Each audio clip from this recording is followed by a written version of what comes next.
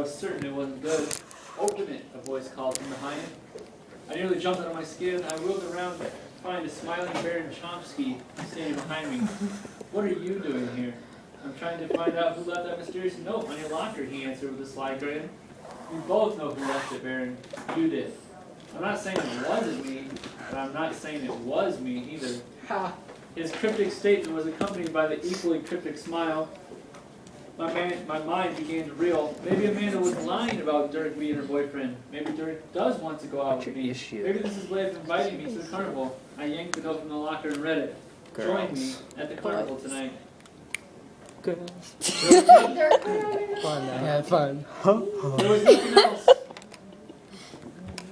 I turned it over and looked for a signature or some clues as to who it might have been from. Could it be true? Did Dirk actually want me to join him at the carnival?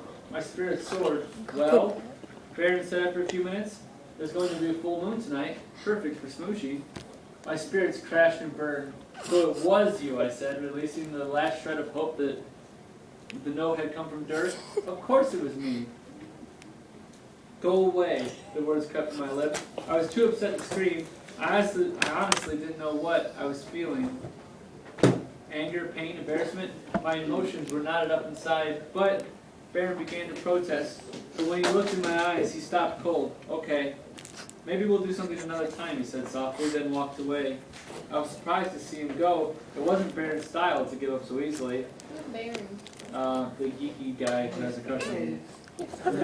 Yesterday. It took several moments to realize why he left and what he had seen in my eyes.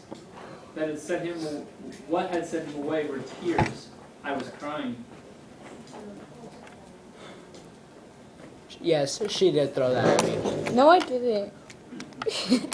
I didn't know how long I was seated in the stairwell with my head in my hands when I heard him from behind me. I knew he'd come back. Look, Baron, I turned and discovered not Baron, but Sybil standing behind me. Sybil, sweet Sybil, my best friend. She was a sight for sore eyes, and trust me, my eyes were pretty sore from all the crying. Hi, she said softly. Hi yourself. She was listening to her iPod, her head bopping to the beat as she pretended not to notice the tears on my cheeks. What are you still doing here? My voice was a scant whisper. I knew you needed something to get you out of your funk. So she removed her earbuds and placed them in my ears. I remembered what always cheers you up no matter what. Tom Jones music. The opening strains of It's Not Unusual filled my ears. Sybil was right. Whenever we were in the dumps, we'd put on one of her grandmother's corny Tom Jones tunes. It always seemed to do the trick. This was our favorite, but today, even Tom Jones couldn't ease me out of this funk. I snatched the earbuds out of my ears. Sorry, Syb, I can't do this right now. I handed her back the buds and told her what had happened. She sat down and gave me a long, comforting hug. I can't believe we're so out of the loop and we had no idea Amanda and Dirk were dating, I said. We're pathetic. And why would Dirk say maybe if he was already dating Amanda anyway? Maybe he never break up.